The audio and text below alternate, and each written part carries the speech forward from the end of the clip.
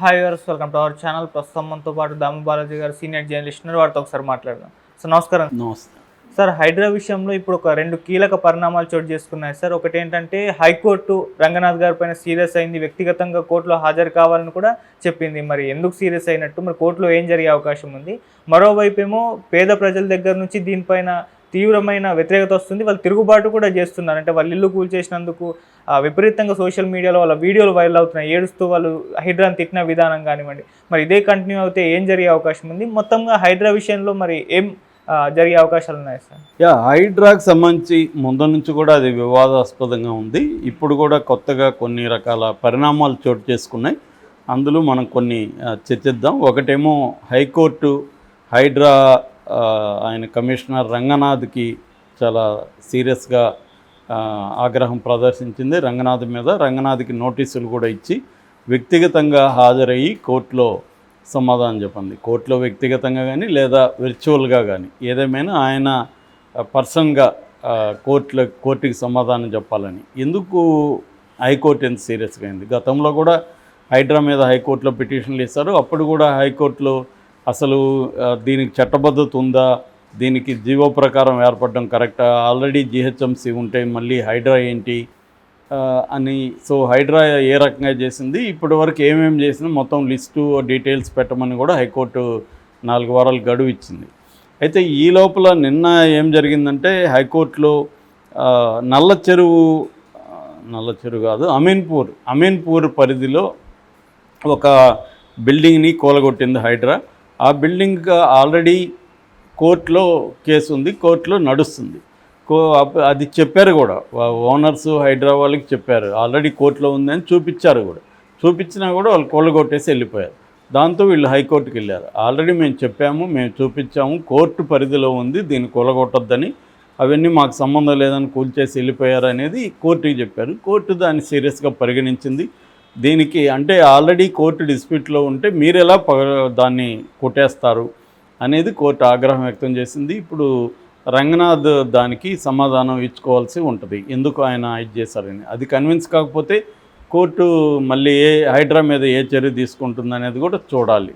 అంటే వ్యక్తిగతంగా రమ్మనిందంటే కోర్టు చాలా సీరియస్గా తీసుకునిందని. ఎందుకంటే కోర్టుని ధిక్కరించినట్టే కదా, కోర్టు పరిధిలో ఉన్న ఒక భవనాన్ని కూల్చడం అనేది కోర్టుని ధిక్కరించడం అవుతుందన్నమాట. సో అందువల్ల అది సీరియస్గా అయింది. కాబట్టి ఎందుకంటే హైడ్రా చేసేవన్నీ కూడా లీగల్గా కరెక్ట్గా ఉన్నాయా లేదనేది ఇంపార్టెంట్. వాళ్ళు ఏమంటే చెరువుల్ని FTL అంటే ఫుల్ ట్యాంక్ లెవెల్ లేదా బఫర్ జోన్లో ఉన్న వాటిని కూల్చడానికి ముందు నోటీసులు కూడా ఇవ్వనక్కర్లేదు.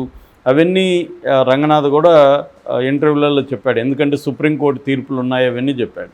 కానీ ఇక్కడ సమస్య ఏంటంటే ఆ FTL పరిధిలో ఉందా లేదా, బఫర్ జోన్లో ఉందా లేదా అనేది ఎవరు నిర్ణయిస్తారు అనేది ఒక అంశం అయితే, రెండో అంశం వాళ్ళకి మరి బఫర్ జోన్లోనో FTL పరిధిలోనూ ఉంటే ఇదే ప్రభుత్వ వ్యవస్థలు వాళ్ళకి ఎలా పర్మిషన్లు ఇచ్చాయి అనేది కూడా రెండవ అంశం. సో ఈ అంశాల మీద కోర్టు ఇంటర్వ్యూన్ అవుతుంది. ఇది ఒక పరిణామం అయితే కోర్టు లీగల్గా. ఇక సామాజికంగా హైడ్రా అనేది ఎలాంటి పరిణామాల్ని చూపిస్తుందంటే, నిన్న పెద్ద ఎత్తున మూసీ పరివాహక ప్రాంతంలో మూసీ రివర్ని క్లీన్ చేసే కార్యక్రమంలో ఆపరేషన్ మూసీ అనే పేరుతో స్టార్ట్ అయింది. దీంతో వీళ్ళందరూ వెళ్ళిపోయి GHMC అధికారులు, హైడ్రా అధికారులు సర్వే చేయడం, మార్కింగ్ చేయడం మొదలుపెట్టారు. ముఖ్యంగా లంగర్ హౌసు, పురాణపూలు నుంచి రంగర్ హౌస్ ఆ పరిధిలో మార్కింగ్ చేయడం మొదలుపెట్టారు. ఆ ఏరియాలో వచ్చి ఆసం కాలనీ కావచ్చు, డిఫెన్స్ కాలనీ కావచ్చు, కిషన్ బాగ్, అసద్ బాబా నగర్, నంది ముసల్లెగూడ, ఈ ఏరియాల ప్రజలందరూ నిన్న పెద్ద ఎత్తున ఈ మార్కింగ్కి వ్యతిరేకంగా ధర్నాలు చేయడం, రాస్తారోకలు చేయడం, బహదూర్పుర తహసీల్దార్ ఆఫీసుని చుట్టుముట్టడం, పెద్ద ఎత్తున శాపనార్థాలు పెట్టడం, తర్వాత అధికారులని తరిమి పరిగెత్తించడం, ఇవన్నీ కూడా నిన్న చోటు చేసుకున్నాయి.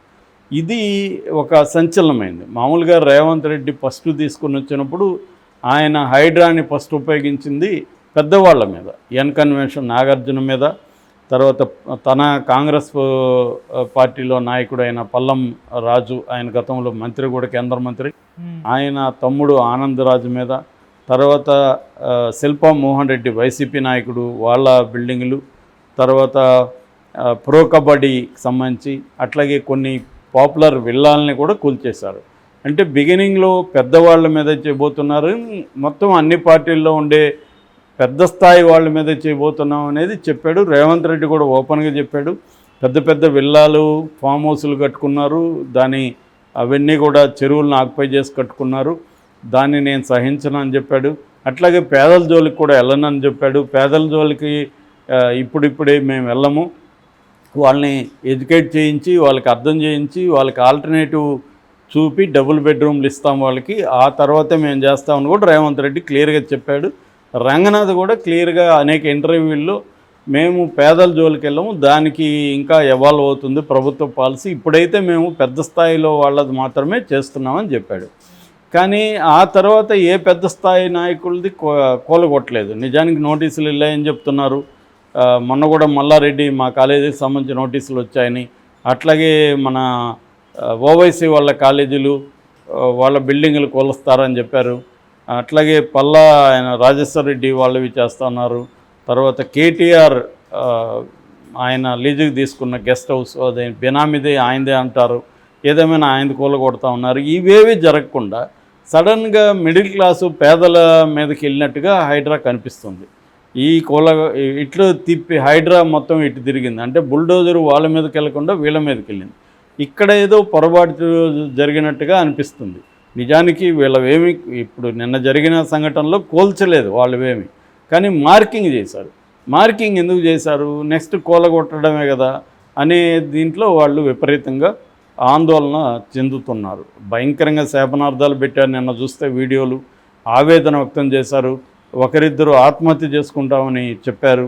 ఇంకో చోటైతే ఒక ముసలావిడ ఆత్మహత్య కూడా చేసుకొని చనిపోయింది. అది ఎక్కడంటే కోకటిపల్లిలో నల్ల చెరువు పరిధిలో ఉండే ఒక గుర్రంపల్లి శివయ్య, గుర్రంపల్లి బుచ్చమ్మ అనే ఇద్దరు ఉంటారు. వాళ్ళకి ఒక చిన్న ఇల్లు ఉంది. ఆ ఇల్లు 3 కూతుర్లకి కట్నంగా ఇచ్చారు. 3 కూతుర్లు ఆ ఇంట్లో పోషణలు చేసుకొని ఉంటున్నారు. ఇప్పుడేమైంది, ఆ ఇల్లుని వీళ్ళు మార్క్ చేశారని చెప్తున్నారు. ఆ ఇల్లు కూడా కూలగొట్టేస్తారని ఆమె ఆందోళనతో, కూలగొట్టేస్తే నా 3 కూతుర్లు వీధుల్లోకి వెళ్తారు, వాళ్ళకు కూడా ఆడపిల్లలే ఉన్నారు అన్న ఒక బాధలో ఆమె ఫ్యాన్ కూరేసుకొని చనిపోయింది. దీనికి కూడా రంగనాథ్ సమాధానం ఇచ్చాడు. నిజానికి ఆ మిల్లును మేము మార్క్ చేయలేదు, కానీ ఆమె ఆందోళన చెందింది చుట్టుపక్కల ఉన్నాయని. దీనికి కారణం మళ్ళీ మీడియా కావచ్చు, కొంతమంది పనిగట్టుకొని హైడ్రా మీద ప్రచారం చేస్తున్నారని ఆయన మీడియా మీద, మిగతా వాళ్ళ మీద, ప్రతిపక్షాల మీదనే ఆయన కూడా ఆరోపించాడు. అట్లాగే ఈ ఓల్డ్ సిటీకి సంబంధించి ఈ మూసీ పరివాహక ప్రాంతానికి సంబంధించి కూడా రంగనాథ్ ఏమి క్లారిఫికేషన్ ఇచ్చాడంటే, మేము అసలు అవేవి కూలగొట్టము, ఓన్లీ మార్కింగ్ చేస్తున్నాము. ఎందుకంటే అక్కడ ఉన్న వాళ్ళందరికీ మేము ముందుగా వాళ్ళకి డబుల్ బెడ్రూములు చూపించి అక్కడికి వెళ్ళి షిఫ్ట్ అయినాకనే ఇవి చేస్తాము, వాళ్ళని కన్విన్స్ చేసి చేస్తాం తప్ప మేము బలవంతం కూలగొట్టమని అన్నాడు. కానీ మార్కింగ్ చేయడం పట్ల కూడా వాళ్ళు తీవ్ర ఆందోళన వ్యక్తం చేస్తున్నారు. ఎందుకంటే ఆల్రెడీ అమీన్ చెరువు కావచ్చు, మాదాపూర్ ఏరియాలో కావచ్చు, కొన్ని షెడ్లు 30 ఏళ్ళుగా ఉన్నవి కూడా వీళ్ళు ఆల్రెడీ కూలగొట్టారనే విమర్శలు ఉన్నాయి. కాబట్టి భయాందోళన అయితే ఉంటాయి. ఇప్పుడు వచ్చి సడన్గా మన ఇల్లు సర్వే చేసి మార్క్ చేసేసి పోతే మనకి ఎప్పుడు వచ్చి కూలగొట్టేస్తాడో అన్న భయాందోళన ఉంటాయి కదా. సో అందువల్ల గవర్నమెంట్ ఆలోచించుకోవాలి. ఖచ్చితంగా ముందుగా నువ్వు పెద్దవాళ్ళది కంప్లీట్ చేసుకొని మళ్ళీ రావాలి తప్ప పెద్దవాళ్ళతో వదిలేసి పేదవాళ్ళ మీదకి వస్తే ఖచ్చితంగా రేవంత్ రెడ్డికి ఇది వ్యతిరేకత అయిపోతుంది.